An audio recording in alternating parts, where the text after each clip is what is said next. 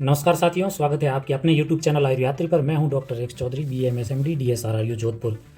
मित्रों, NHM AYUSH officer का result आ चुका है। आज 16 अप्रैल से स्क्रूटनी फॉर्म भरने शुरू हो चुके हैं। आपने YouTube के ऊपर बहुत सारे वीडियो देख लिए होंगे कि स्क्रूटनी फॉर्म कैसे भरते हैं, कैसे नहीं भरते हैं। और डॉक्यूमेंट्स के बारे में मैंने पिछले वीडियो के अंदर बता दिया था क्या क्या डॉक्यूमेंट चाहिए। और भी जितने डॉक्यूमेंट्स है वो सारे बनवा लीजिए, क्योंकि डॉक्यूमेंट अगर ज़्यादा है तो पड़े रहेंगे, काम आएंगे, लेकिन कम नहीं पड़ने चाहिए। आज हम इस वीडियो में एक इंपॉर्टेंट बात के बारे में बात करने जा रहे हैं।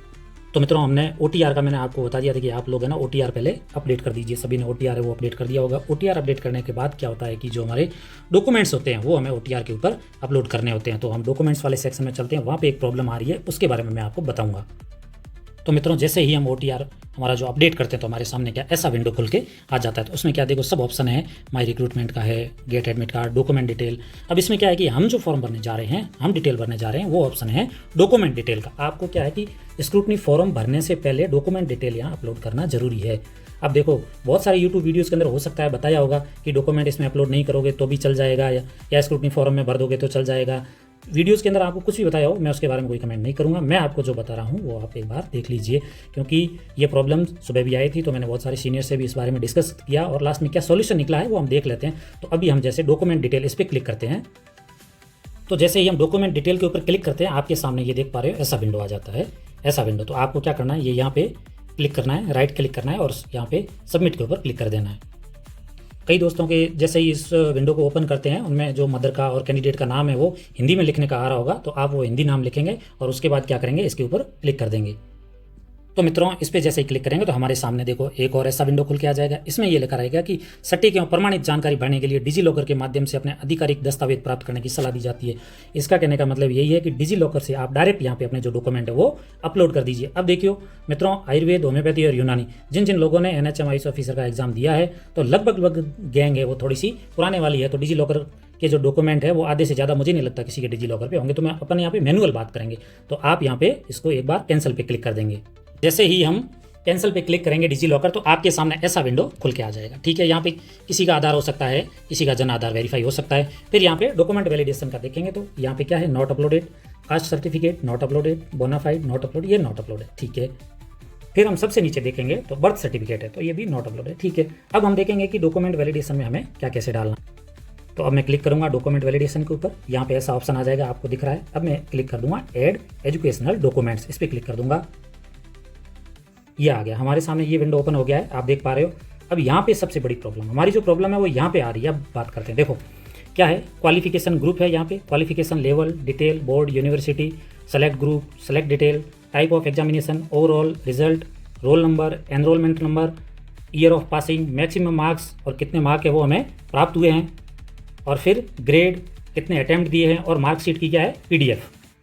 अब ये क्या है, तो इसमें देखते हैं मित्रों। सबसे पहले हम देखते हैं क्वालिफिकेशन ग्रुप। जैसे ही क्लिक करते हैं, क्या आप देख पा रहे हो, 10th है, 12th है, ग्रेजुएशन है, पोस्ट ग्रेजुएशन है, ये आ गया। ठीक है, समझ गए। उसके बाद है क्वालिफिकेशन लेवल।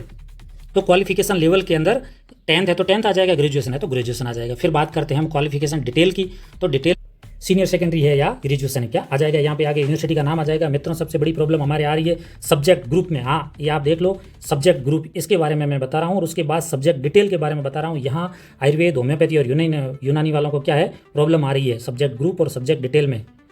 तो मित्रों, हम बात करें कि प्रॉब्लम कहाँ पे आ रही है, तो प्रॉब्लम आ रही है क्वालिफिकेशन ग्रुप में। क्लिक करता हूँ तो यहाँ पे ग्रेजुएशन जो हमारी आयुष में है, क्या है, आयुर्वेदा, होम्योपैथी और यूनानी। तो मैंने ग्रेजुएशन के ऊपर क्लिक कर दिया। यहाँ पे जब क्वालिफिकेशन पे क्लिक किया तो ग्रेजुएशन लेवल हो गया। क्वालिफिकेशन डिटेल में मैंने क्लिक किया तो यहाँ पे हमारे BAMS वालों के BMS आ जाएगा, और होम्योपैथी वालों के BHMS आ जाएगा, और यूनानी वालों के BUMS आ जाएगा। तो मित्रों, मैंने यहाँ पे क्वालिफिकेशन ग्रुप के अंदर ग्रेजुएशन सेलेक्ट कर दिया है, क्वालिफिकेशन लेवल में ग्रेजुएट लेवल सेलेक्ट कर दिया है, क्वालिफिकेशन में bachelor of Ayurvedic medicine BMS select कर दी है, और बोर्ड या यूनिवर्सिटी में मैंने DSRRU जोधपुर सेलेक्ट कर दिया है। आप देख पा रहे हो, एक बार आप अच्छे से देख लीजिए। ये क्वालिफिकेशन डिटेल हो गई, यूनिवर्सिटी हो गई, लेवल हो गया और ग्रुप हो गया। फिर हम बात करते हैं सब्जेक्ट ग्रुप और सब्जेक्ट डिटेल की दिक्कत यहाँ पे आ रही है। अब मैं क्लिक करता हूँ सब्जेक्ट ग्रुप के ऊपर। जैसे मैंने ग्रुप के ऊपर क्लिक किया तो अभी हम बात करते हैं, जैसे सबसे पहले इसमें आपको क्या दिखाई दे रहा है, आयुर्वेदा, होम्योपैथी, यूनानी। तो मैं आयुर्वेदा के ऊपर क्लिक करता हूँ, ये आयुर्वेदा के ऊपर क्लिक कर दिया। ठीक है, अब आती है सब्जेक्ट डिटेल। सब्जेक्ट डिटेल में देखते हैं तो मित्रों, इसमें जितने आयुर्वेदा के फर्स्ट ईयर से लेकर फाइनल तक सब्जेक्ट है वो आ ही नहीं रहे, सारे सब्जेक्ट नहीं आ रहे। तो लगभग अभी हम छोटे छोटे सारे मिला के सब्जेक्ट देखें तो BMS के अंदर क्या है, टोटल 19 सब्जेक्ट है, और PG में क्या है कि छोटे काका भतीजा सब्जेक्ट को छोड़ के देखें तो कितने 14 सब्जेक्ट है। इसमें देखते हैं हम द्रव्य गुण, कौमारवर्तीय, काय चिकित्सा, क्रियाशारी, पदार्थ विज्ञान, पंचकर्म, प्रसूति, रचना, रसशास्त्र, रोग निदान, शालक्य और शल्य। ठीक है मित्रों, चर्क तो कहीं इन्होंने दी ही नहीं, ठीक है, संस्कृत कहीं दी ही नहीं, रिसर्च इन्होंने कहीं दी ही नहीं, मतलब बहुत सारे सब्जेक्ट क्या इसमें मिसिंग है ही नहीं। ठीक है, अगर हम फिर बात करें पीजी की तो यहाँ पे डायरेक्ट हम क्लिक कर लेंगे क्या, पोस्ट ग्रेजुएशन। जो पीजी वाले साथी हैं दे रहे हैं तो उनके लिए भी हमने यहाँ पे सेलेक्ट कर लिया क्या, आयुर्वेदा सेलेक्ट कर लिया। फिर सब्जेक्ट ग्रुप में गए तो उनके भी सेम है, इनको भी कुछ अलग नहीं है। तो पीजी तो 14 सब्जेक्ट में होती है, अगध तंत्र वाले किधर जाएंगे, अगध वाले इसमें है ही नहीं, मौलिक सिद्धांत वाले कहाँ जाएंगे, वो भी इसमें ऐड ही नहीं है, तो वो तो अपनी क्या क्वालिफिकेशन क्या ऐड ही नहीं कर पाएंगे। आपको बता दूं स्क्रूटनी फोरम की डेट है वो 16 से लेकर 30 तारीख तक है। हमें थोड़ा सा धैर्य से काम में लेना चाहिए ताकि आने वाले समय में कोई भी प्रॉब्लम नहीं हो। OTR के अंदर एक बार आप डिटेल डाल दें तो निश्चित रहें कि मेरी OTR पे सारी डिटेल सही है। तो इन सब्जेक्ट को ऐड करवाने के लिए आज मैंने क्या सीनियर से भी बहुत सारा डिस्कस किया कि क्या करना चाहिए, जल्दबाजी में हड़बड़ी में क्या गलती नहीं होनी चाहिए।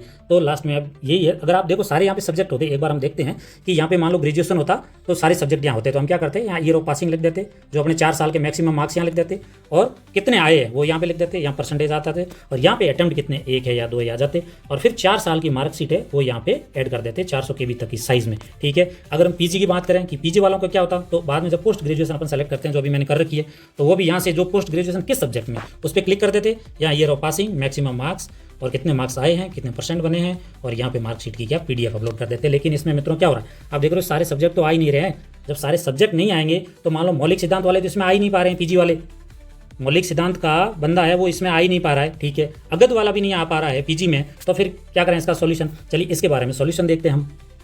तो मित्रों जो गवर्नमेंट का रिक्रूटमेंट पोर्टल है उसी के ऊपर ही इसका सॉल्यूशन दिया गया है। तो क्या लिखा गया है, यदि OTR के डॉक्यूमेंट डिटेल पेज के एजुकेशन सेक्शन में विषय या विश्वविद्यालय का नाम नहीं हो तो क्या करें।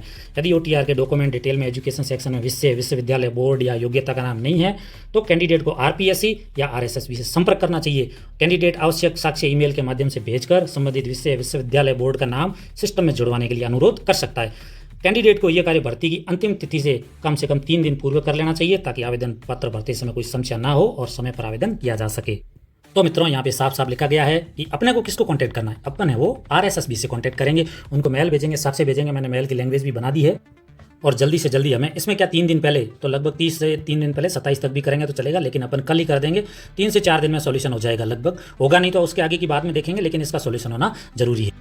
तो फ्रेंड्स हमने पीछे इसमें नीचे ये भी लिखा गया है कि RSSB से संबंधित विज्ञप्ति और परीक्षा संबंधी समस्याओं के लिए नीचे दिए गए नंबर पर संपर्क करें और इस पे ईमेल करें। मित्रों देख लो इन्होंने नंबर भी दे दिए है और ईमेल भी दे दिया, लेकिन आपने पीछे देखा होगा जब मैंने डॉक्यूमेंट वैलिडेशन वाले पे क्लिक किया था तब एक चीज़ आई थी, आपने नोट किया होगा कि देख लो आप, if any option or detail is missing please send a request to add the required information to the email ID। ये ईमेल ID है। Please note that your request must be send to at least 3 days before at the last date of form submission. तो देख लो आपका जो recruitment form है उसे 3 दिन पहले तक का ये बोल रहे हैं, लेकिन अपन 1 दिन अभी ही ये क्या ईमेल इनको सेंड कर देंगे। कि अब ईमेल क्या सेंड करेंगे ये देखते हैं। तो मित्रों मैं एक बात आपको बता दूं कि आयुर्वेद वाले कैंडिडेट्स के लिए, आयुर्वेद वालों के लिए भी सब्जेक्ट ऐड नहीं है। अगर होम्योपैथी वालों के लिए और यूनानी वालों के लिए, आयुर्वेद, होम्योपैथी और यूनानी तीनों के भी अगर सब्जेक्ट ऐड नहीं है, कोई दिक्कत आ रही है तो ये same to same step follow करना है। अभी मैंने बताया जो बोर्ड का पेज था कि उनको बोर्ड से संपर्क करना चाहिए, कौन से कांटेक्ट करना चाहिए, नंबर क्या थे, नंबर से बेटर क्या ईमेल है, IT की ईमेल और रिक्रूटमेंट वाली ईमेल, उन दोनों को। अब क्या मेल भेजनी है तो मेल में बताता हूँ, टेंशन लेने की जरूरत नहीं है, आयुर्यात्री आपके साथ में है। मेल की लैंग्वेज देख लो एक बार। तो मित्रों ये आप देख पा रहे हो मेल की लैंग्वेज मैंने बना दी है। 2-3 सीनियर से भी बात हुई थी तो ये डिसाइड हुआ कि अब ये मेल करेंगे। तो urgent request to update NCISM mandate Ayurveda subject UG and PG in OTR portal for NHM AYUSH officer scrutiny form. ठीक है, इसके बाद ये मेल की लैंग्वेज है, इसमें मैंने पूरा सब कुछ मेंशन कर दिया है कि educational qualification detail under the Ayurveda subject group. Ayurveda subject group के अंदर जो टोटल सब्जेक्ट है वो कंप्लीट लिस्ट नहीं है। किसके अकॉर्डिंग, NCISM के अकॉर्डिंग कंप्लीट लिस्ट नहीं है। जो होम्योपैथी और यूनानी के साथी है वो भी सेम ऐसे ही रखे, अपने सेक्शन का नाम क्या चेंज कर। तो होम्योपैथी और यूनानी वाले भी सेम ये एप्लीकेशन भेज सकते हैं, बट उसमें क्या अपने सब्जेक्ट का नाम चेंज कर दे। इसमें पीछे मैंने ये भी लिख दिया है कि फॉर्मेट ये 2021 के अंदर हुआ था, उससे पहले क्या था हमारे पास CCIM था। क्योंकि हम जो सिलेबस भेज रहे हैं वो कौन सा भेजेंगे, अभी नया वाला नहीं भेजेंगे, CCIM वाला भेजेंगे, क्योंकि अभी NHM के अंदर तो क्या है कि पुराने वाली गैंग है तो सिलेबस वही रहेगा।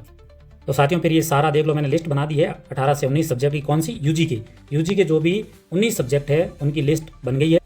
और उसके बाद हम देखें तो लिस्ट ऑफ PG, MD और MS की है, लगभग 14 सब्जेक्ट की लिस्ट भी मैंने एप्लीकेशन के अंदर साथ में बना दी है।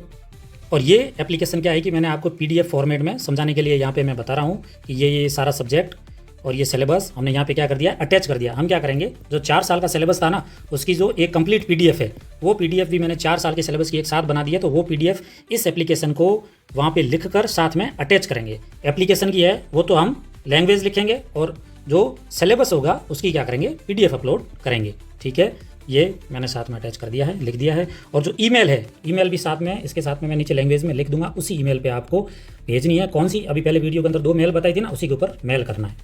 तो मित्रों, स्क्रूटनी फॉर्म भरने में जल्दबाजी नहीं करनी है। एक बार हम मेल कर देते हैं, क्या रिप्लाई आता है देख लेते हैं। अभी हमारे पास दिन बहुत पड़े हैं, कोई दिक्कत नहीं है। सब्जेक्ट ऐड होते हैं, नहीं ऐड होते हैं, आप यूट्यूब पे वीडियो देख लीजिए, नो डाउट। बाकी आपके स्व विवेक के ऊपर है कि आपको क्या करना है। लेकिन सीनियर्स बोलते हैं, जो भी अभी चल रहा है मैटर, क्यों हो सकता है कि उनको सारे सब्जेक्ट का पता नहीं हो, वो सारे सब्जेक्ट ऐड नहीं कर पाए हो, भविष्य में कोई प्रॉब्लम नहीं हो, इसलिए थोड़ा सा इंतजार करें। एक बार ये हो जाने दें, हो जाएगा तो ठीक है, नहीं तो 3 दिन बाद में हम और देख लेंगे कि क्या करना है। वीडियो अच्छा लगा तो लाइक शेयर सब्सक्राइब कर दें। धन्यवाद।